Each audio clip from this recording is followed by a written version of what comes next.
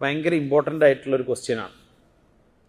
ഇന്ന് AI ആപ്പുകൾ ഉപയോഗിച്ചിട്ട് ആളുകൾ ഫോട്ടോകൾ ഉണ്ടാക്കുക, വീഡിയോസ് ഉണ്ടാക്കുക, അങ്ങനെയുള്ള സംഗതികളൊക്കെ ചെയ്യുന്നത് കാണാൻ പറ്റും. ഒന്നുമില്ല, മൊബൈലിൽ ഒരു ചെറിയൊരു ആപ്ലിക്കേഷൻ ഡൗൺലോഡ് ചെയ്താൽ ഒരാളെ ഫോട്ടോ എടുത്തിട്ട് അതിൻ്റെ AI ഉണ്ടാക്കുക.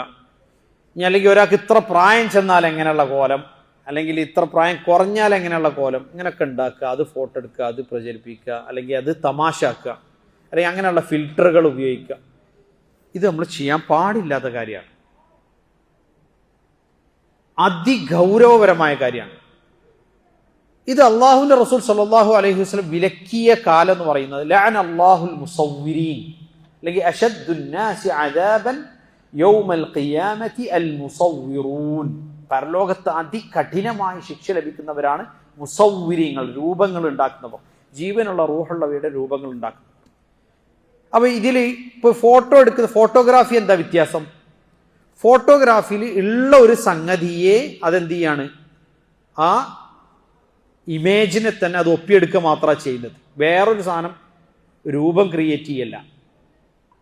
അതുകൊണ്ടാണ് ഒരാളൊരു ചിത്രം വരച്ചതും ഒരാളെ ഒരു എടുത്ത ഫോട്ടോയും തമ്മിൽ രണ്ടും